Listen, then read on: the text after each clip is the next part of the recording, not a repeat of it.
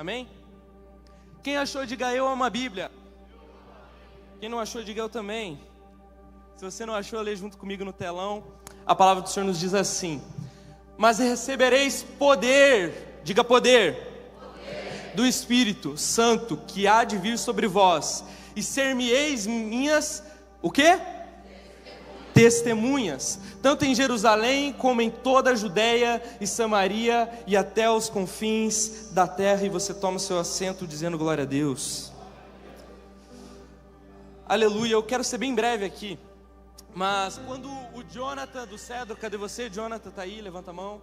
Quando o Jonathan do Cedro, ele deu uma palavra aqui no início, outro dia, ele começou falando algo que confirmou a minha mensagem. Ele falou sobre ser testemunha de Cristo. Isso é algo que o Espírito Santo vem falando comigo já faz muito tempo. E eu fiquei meditando naquele dia para cá. Sabe, Deus, Ele não nos chamou, Cristo, Ele não nos chamou apenas para sermos pregadores. Ele falou, preguem o Evangelho, mas Ele não falou, sejam pregadores. Você quer entender a diferença? Porque ser apenas um pregador é apenas ter uma mensagem e você pregar. Só que o que Cristo fala para mim e para você é não apenas seja um pregador, é seja a minha testemunha. Irmão, tem muita diferença em ser apenas um pregador e ser uma testemunha. Sabe qual que é a diferença? Porque testemunha não apenas fala palavras que está escrita num esboço. Testemunha fala daquilo que viu. Testemunha fala daquilo que sentiu. Testemunha fala daquilo que tocou, daquilo que experimentou.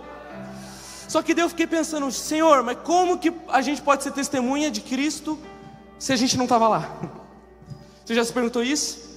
Como que eu sou testemunha da ressurreição se eu não estava lá? E aí o Espírito Santo me lembrou de um versículo que eu acho maravilhoso, que é o seguinte versículo, Romanos 8:11 diz o seguinte: e se o Espírito daquele que dos mortos ressuscitou a Jesus habita em vós.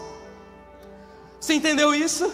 Eu e você não estávamos na crucificação, eu e você não estávamos na ressurreição, mas eu e você podemos sim ser chamados testemunhas, porque eu não estava lá, mas o Espírito Santo que ressuscitou Cristo dentre os mortos, Ele habita em mim, Ele habita em você, Ele habita em nós, irmão.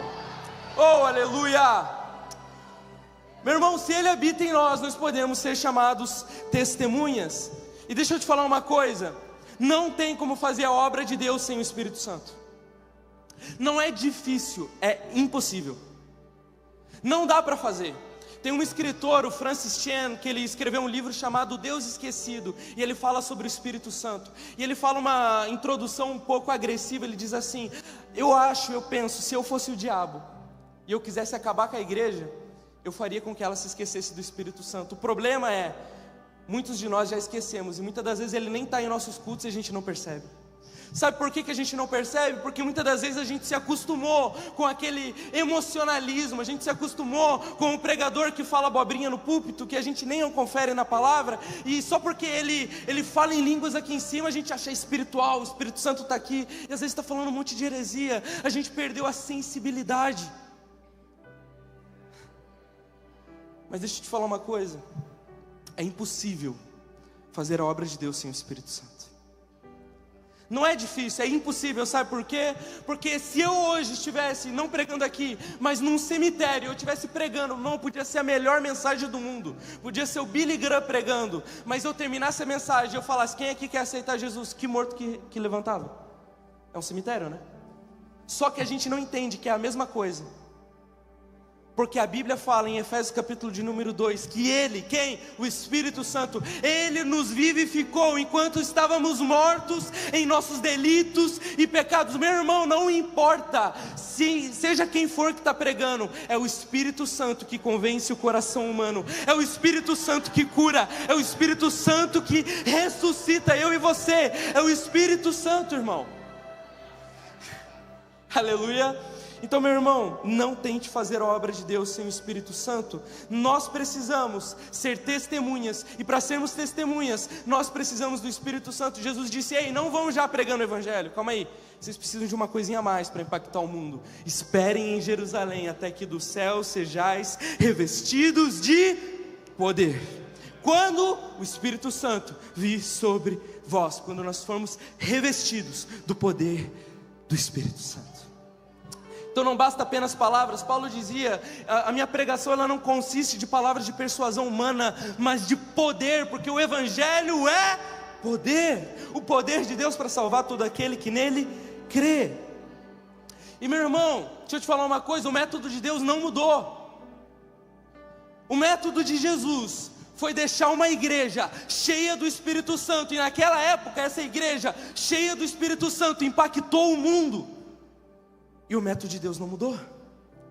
Foi nós que começamos a procurar métodos diferentes. Não, se eu pregar desse jeito, não, se eu colocar uma luz assim, não, se eu pintar a parede assim. E eu não estou falando que nada disso é errado, eu estou falando que o problema é quando a gente acha que é isso que vai salvar as pessoas. O problema é quando a gente acha que é isso que vai atrair os pecadores. O problema é quando a gente esquece que é só o Espírito Santo e só Ele, porque se não for através dele, é só barulho. É apenas barulho. E eu já estou caminhando para o final e eu digo o seguinte: se eu e você queremos ser cheios do Espírito Santo, se eu e você queremos ser chamados testemunhas verdadeiras de Cristo, se eu e você queremos ver de fato o mover acontecer, o milagre acontecer, as almas sendo salvas, tem um preço. E o problema é que a gente esqueceu disso. A gente tem ouvido tantas mensagens meio coach assim, que a gente acha, não, eu sou tudo isso. Mas não, irmão, se a gente não colocar a cara no pó, se a gente não jejuar, se a gente não entender que somente Ele tem todo o poder e somente Ele é capaz, nada vai acontecer.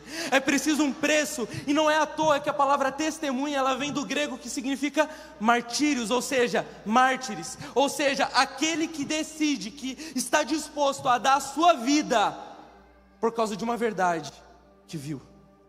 E aqui eu volto em testemunha.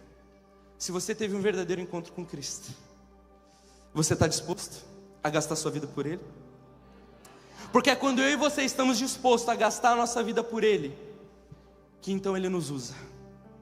Não é encher do Espírito Santo para ficar falando em línguas aqui e pulando, não, é para lá fora. Isso tem propósito, e o propósito é ide. O propósito é pregue o Evangelho. O propósito é faça discípulos de todas as nações. Quem aqui crê? Quem aqui quer? Aleluia.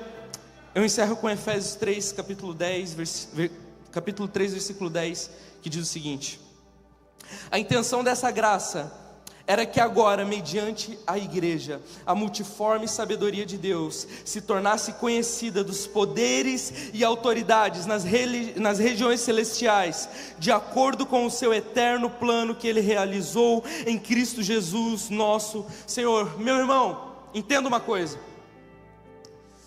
o plano eterno de Deus era esse, o propósito eterno de Deus era esse, Deus habitando entre os homens. Gênesis 1 e 2 fala para nós de um jardim, onde tinha um jardim, e a presença de Deus na viração do dia estava habitando entre os homens, entre Adão e Eva.